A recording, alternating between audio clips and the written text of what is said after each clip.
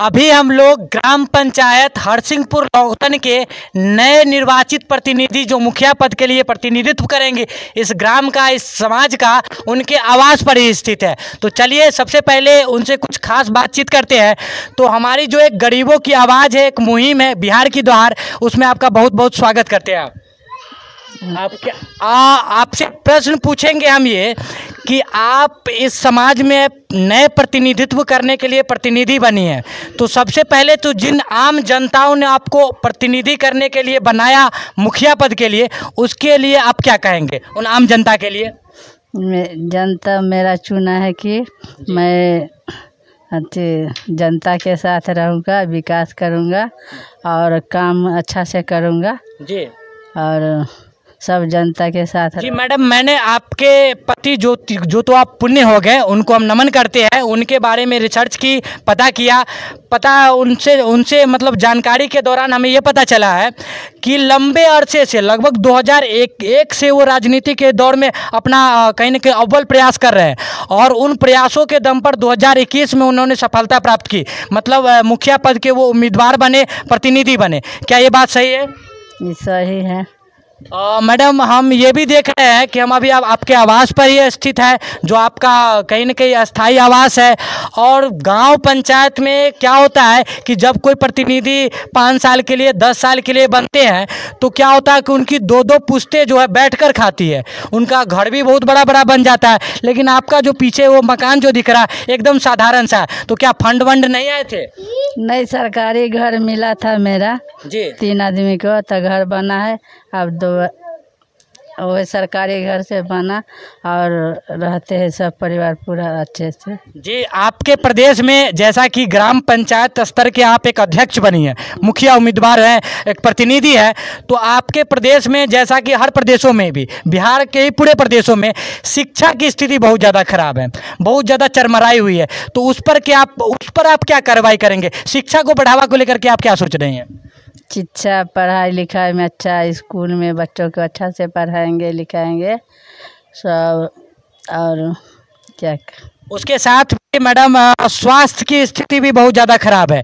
अगर हॉस्पिटलों में आप इलाज कराने जाते हैं तो नहीं टाइम पर डॉक्टर मिलेंगे, न टाइम पर नर्स मिलेंगी, न तो वाहनों की सुविधा सही से होती है। तो उस पर आप क्या कार्रवाई करेंगे? आपके भी प्रदेश में कोई न कोई हॉस्पिटल पड़ेंगे, तो उस पर आप क्या कार्रवाई करेंगे? रोक लगाएंगे, अच्छा से डॉक्टर देखेंगे, नर्स आएंगे, डॉक्टर साहब आएंगे, अच्छा से इलाज करेंगे। जी, अभी जब हम आपके आवास को लेकर के आ रहे थे तो हमने 2-4 गलियों को पार किया अभी, जो काफ़ी संकीर्ण है, काफ़ी छोटी है। तो जब आपके पति जो वो लंबे अरसे से राजनीति में लोगों को सेवा दे रहे थे, तो उनकी जो कामना थी, जो समाज में लोगों को वो भविष्य में देना चाहते थे, हालांकि वो हो नहीं पाया, तो उसको कहाँ तक आप आगे ले जाने के लेकर के सोच रहे हैं? उसको कहाँ तक बढ़ाएंगे आगे? क्या सोचिए कुछ नया बनाएंगे रोड वोड, तो अच्छा से जनता लोग चलेंगे जी। अब आगे बढ़ाएंगे, सब जनता लोग से कहेंगे, सेवा करेंगे। और चलिए ठीक है मैडम, आप जितने भी नगर पंचायत के वासी हैं जो इस वीडियो के माध्यम से मैडम की बातें सुन रही है, कहीं ना कहीं ये महज एक प्रतिनिधि नहीं है, बल्कि आपके पूरे ग्राम पंचायत की एक मुखिया है और एक कहीं ना कहीं एक अभिभावक है।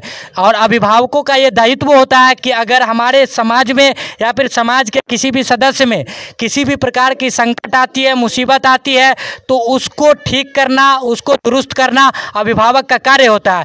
तो आप किसी भी प्रकार की जो कोई भी आपके पास समस्या आती हो, चाहे वो स्वास्थ्य से जुड़ी हुई हो, चाहे वो शिक्षा से जुड़ी हुई हो, चाहे वो परिवहन से जुड़ी हुई हो, आप इनके पास ले आए और इनका कहीं ना कहीं मशवरा ले, इनको ठीक करने की इनसे प्रेरणा ले।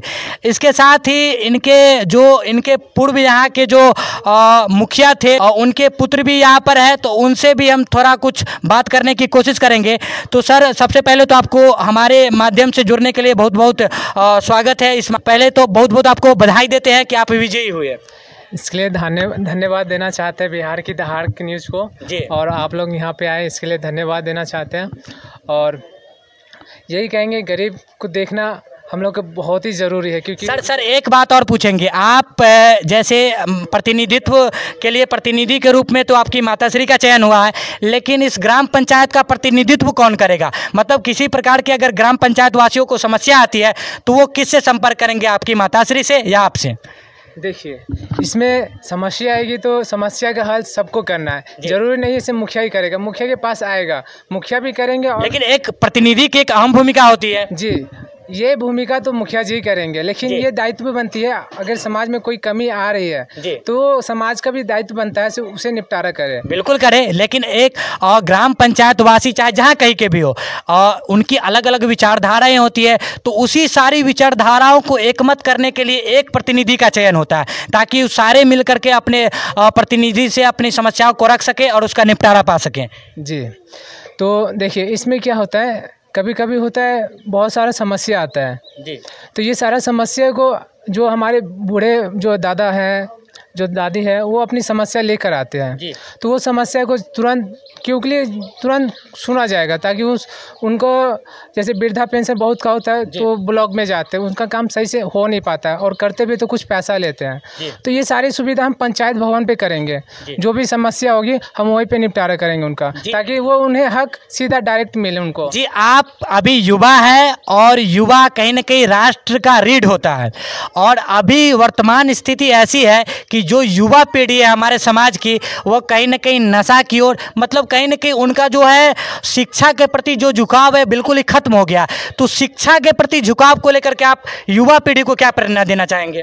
देखिए, अगर वो आप उनका माता पिता को ही दायित्व बनता है अपने बच्चा को सही दिशा में ले जाए, क्योंकि गांव का माहौल देख रहा हूँ इतना गंदा हो गया है और उसको सुधारने के लिए हम सबको एकजुट होना होगा, क्योंकि अकेले कोई भी काम संभव नहीं है, क्योंकि पेरेंट्स और टीचर उनको मोटिवेट करना पड़ेगा, पहली बात तो ये, तभी वो विकसित बनेगा। और मुखिया का भी दायित्व बनता है गांव में अच्छा विकास करे, ताकि वो लोग अच्छे से पढ़ाई लिखाई करके और गांव का उन्नति करें। देखिए सर, हर प्रोन्नति का, हर भ्रष्टाचार का, हर समस्याओं का निजात कहीं न कहीं शिक्षा से पाया जा सकता है, हर चीज़ का लिंक शिक्षा है।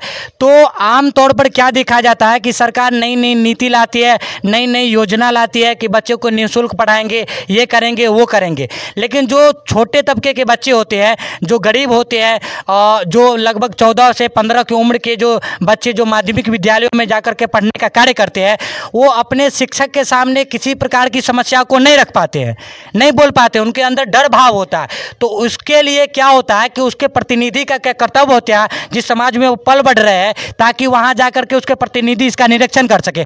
तो आपको क्या लगता है कि जिस प्रकार आपके पिताश्री विद्यालयों में जाकर के निरीक्षण का कार्य किया करते, तो उस प्रकार फिर से होंगे? जी सर, ज़रूर होंगे। इसमें टाइम टेबल से अगर कोई टीचर नहीं आता है तो उस पर भी सवाल उठेंगे, उस पर भी पूछा जाएगा आप सही टाइम पे काहे नहीं आ रहे हैं, और बच्चे को अगर आप पढ़ा रहे हैं तो उसका पूरा सूचना दीजिए, मम्मी पापा को दीजिए, और एक पेरेंट्स मीटिंग ज़रूर होना चाहिए स्कूल में, ताकि बच्चे को उनके बारे में अच्छा से पता चले हमारे बच्चा पढ़ रहे सही से या नहीं पढ़ रहे हैं।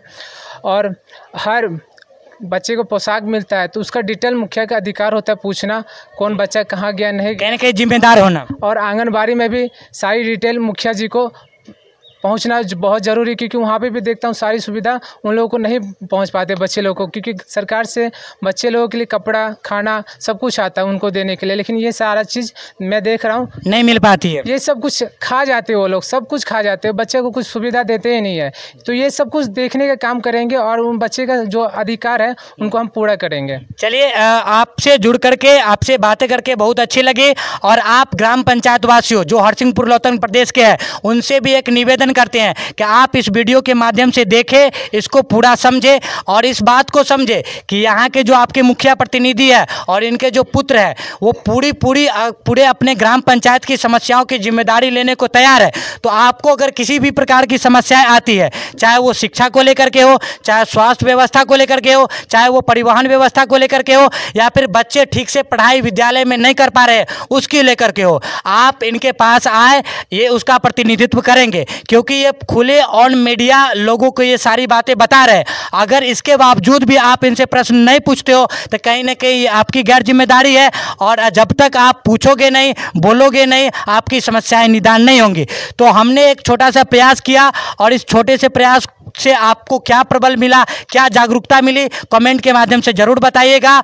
और ये जो एक गरीबों की मुहिम जो एक बिहार के दहाड़ के नाम से लोगों के बीच, समाज के बीच, राज्य के बीच दहाड़ रही है, इसको ज़्यादा से ज़्यादा शेयर करें ताकि छोटी से छोटी समस्या जो कहीं न कहीं गाँव में, समाजों में हमारे बीच पल रही है, उसको निदान किया जा सके। धन्यवाद।